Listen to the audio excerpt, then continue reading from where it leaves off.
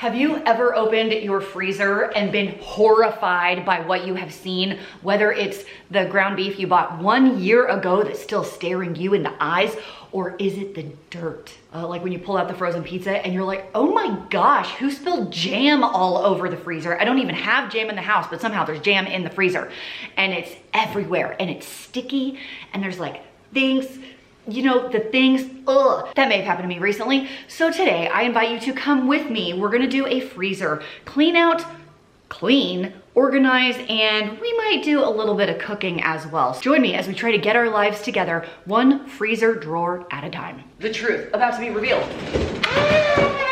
You can't even see it from there. What are we doing? What are we doing? We gotta change angles. So what's super interesting about this is I actually have freezer organizers in here already.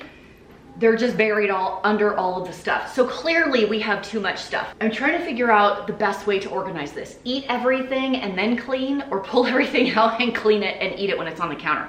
What are your thoughts? I mean, I obviously see lunch for today sitting right here. Hey, Haley, do you want the Supreme or Canadian style bacon pineapple? Let's do Supreme. Supreme it is. This drawer is like almost already empty. Okay, I'm gonna go preheat the oven. I'll be right back. All right, let's get all of this out here and like, you know, clean it out so we can clean it out. Here we go.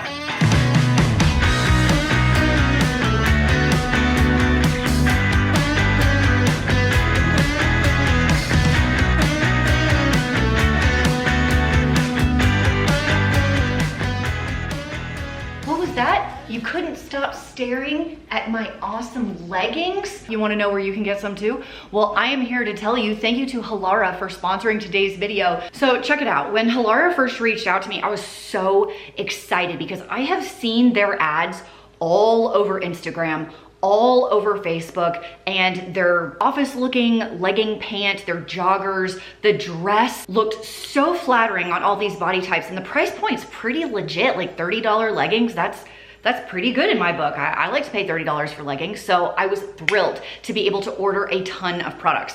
And guess what? You guys can also order products because Halara is gifting 3 of my viewers today a $50 gift card on their site.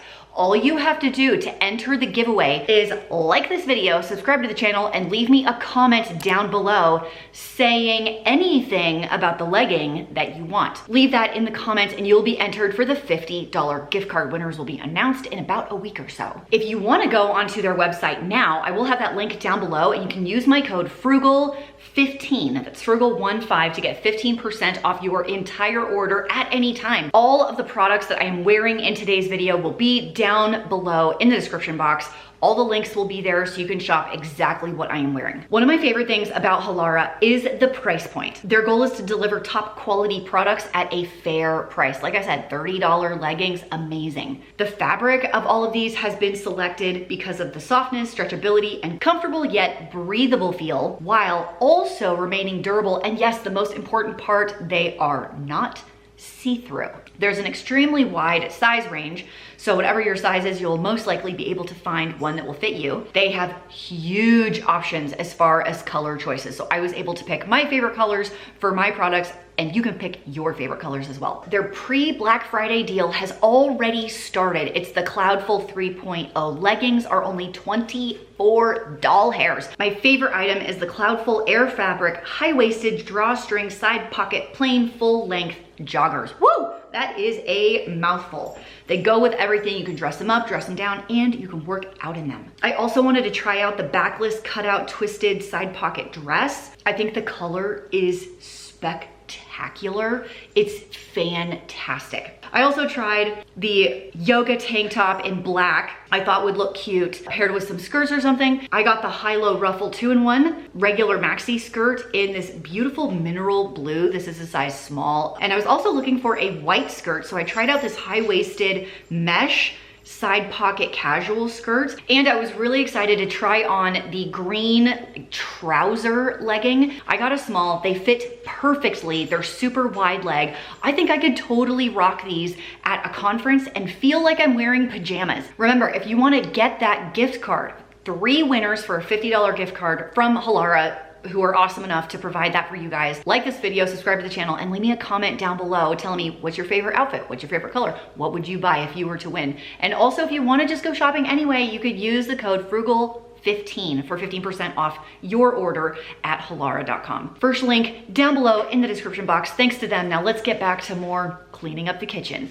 while I'm rocking my black joggers. It's amazing how much food fits in that tiny little drawer freezer. So I kicked it off with cleaning out the drawers. So they are currently clean. I also emptied out the ice bucket, washed that off, and I do have all of these bins that I got, oh my gosh, 2 years ago, something like that, to organize. And for the most part, they work well, but we've just gone a little chaotic. So what I'm gonna do, I am gonna dump all these out and clean these because they're dusty and they've got gunk in the bottom of them. They're super gross. We'll do that now. And then I'm going to, I do have a garage freezer and a very, very large chest freezer that I keep most of my proteins in. So I think I'm gonna reallocate most of the proteins and only keep the items that I'm currently eating from in this kitchen freezer.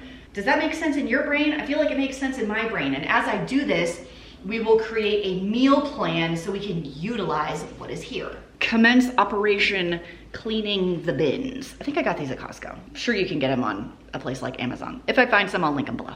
I just noticed a major faux pas. Look at this. This sticker is still on here. I am so embarrassed. Oh my gosh, these have been in my freezer for over a year. I know all you like OCD organizers are freaking out right now. I'm gonna fix it, right now. Okay, I feel way better about the stickers being gone. Actually, the truth is I don't care, but I know you guys are gonna care because I hear about it in the comments. So I'm gonna kick it off. Bin number 1 with all of the ice packs. We're gonna have an ice pack bin. Why is there a dried banana stem in this pile of stuff? That is embarrassing. Why do I have so many ice packs? Haha, look at me go. Oh, the pizza's ready. Hold please for lunch. How about a smoothie bucket? This one's like, there's 2 pieces in this one. So I'm just gonna mix this bag of frozen fruit into this bag of frozen fruit. This is totally for my husband. He won't care, right? He totally won't care. And he has a couple of frozen bananas that he likes for smoothies. This is the smoothie bin. How do you feel about a ground beef bin? This is from a farmer. We got, or a rancher. Is it a farmer or a rancher? I feel like I can't fit very many in here. This doesn't feel like a great use of space to me.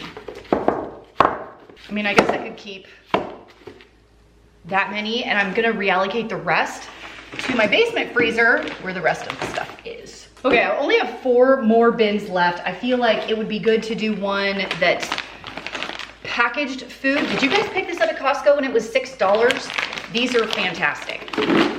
And then I have, there's almost none in here. This should be an afternoon snack. Look at that. That way I know that they're almost gone and they should be eating them. What if I did one for frozen vegetables, that. I have my excess yeast I keep in my freezer. I might put that by itself.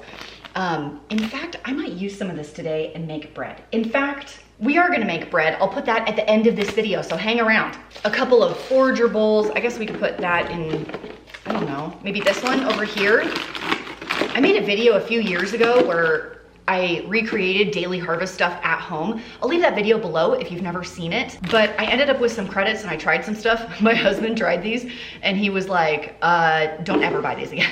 I don't think they're that bad. You have to add a lot of sugar though, which maybe defeats the purpose, I'm not sure. Again, like this is the problem with these freezers where things get lost. I think this is turkey gravy from last Thanksgiving and I froze it and forgot about it and here it is. Well, guess what? I'm hosting Thanksgiving.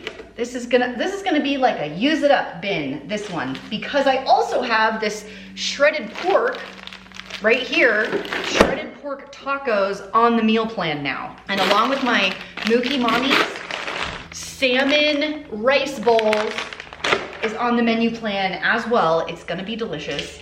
And I feel like my kids are having popsicles after school today.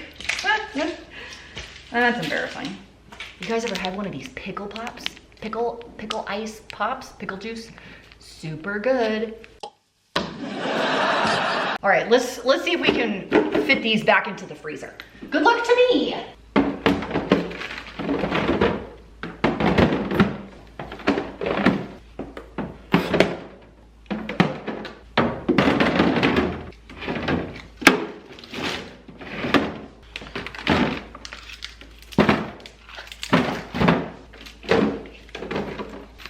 Oh.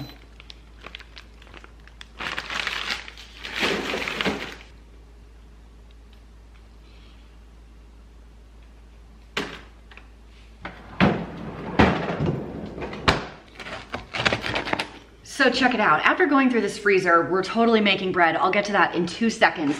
I also wanted to show you this shredded pork. This is already seasoned, flavored, shredded pork. I am pulling this out of the freezer right now. Why is there a plane flying over right now? I'm trying to work. I'm pulling this out of the freezer to thaw, and we are going to do multiple dinners with this. So something that I don't know why I don't think about is quesadillas. And with all of this already seasoned shredded pork, we could have shredded pork quesadillas with this, some sour cream sauce and cheese. I have a ton of tortillas in my cabinet right now. Oh my gosh, it's so easy. Do you know how easy dinner can be if you just pull stuff out that you already have? Just make it. We have all these things, and if we just made the food we have, it would be so easy. You know what I'm having for breakfast tomorrow? This forager bowl. Don't worry, I'm gonna add some brown sugar, otherwise bleh. But yeah, I'm totally eating this tomorrow for breakfast. This is my breakfast tomorrow. And then it will be gone out of my freezer, and then I can fill it with frozen pies for Thanksgiving and Christmas. And we all know that's what people really want. The people, they want the pepper, right? I had a desire to make some bread tonight. I have a few hours before dinner, and I thought I would whip up some bread. Haven't done homemade bread in a little bit. And it's so easy. I'm gonna be home all night anyway. I figured why not? So I have 5 cups of, I'd say hot water, but not so hot that I can't leave my hand in it. If I put my fingers in it, I go, woo! This recipe does make 4 loaves of bread, I know. And the last time I used this in a video, people didn't know what it was. This is a Bosch mixer. It can handle a lot of dough. Way more than the KitchenAid. I've had this guy for 20 years. Still going strong. I'm starting by proofing the yeast, which means basically waking it up a little bit. So I have my water. I'm gonna do a ½ a cup of sugar, because yeast likes to eat sugar, and it's gonna get it going, wake it up a little quicker. And a ¼ cup of yeast, that is 4 tablespoons. Remember, 4 loaves of bread. So I keep mine in the fridge and or freezer. So a ¼ cup,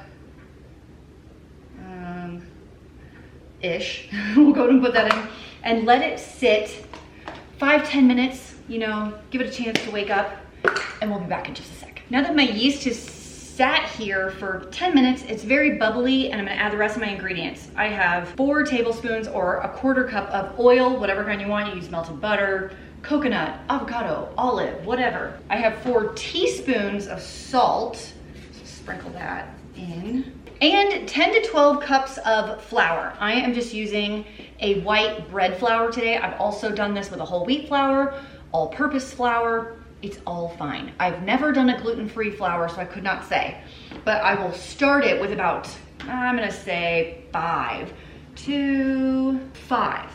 cups of flour, and I'm gonna start it mixing and add slowly until it pulls away from the sides of the bowl. That's when I know I have enough flour in here, and then I'll let it knead in the machine for 5 to 10 minutes or so. Here we go. This is 7 cups of flour.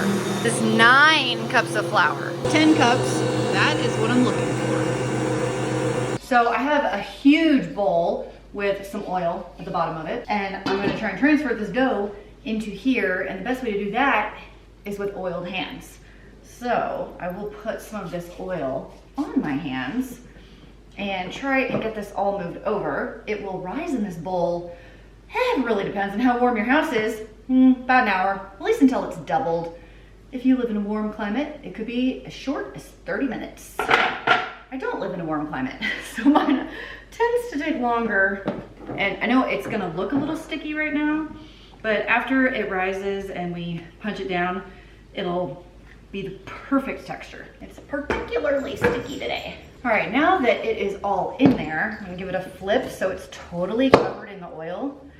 A nice big flip. Cover it with a clean kitchen towel and set it in a warm spot.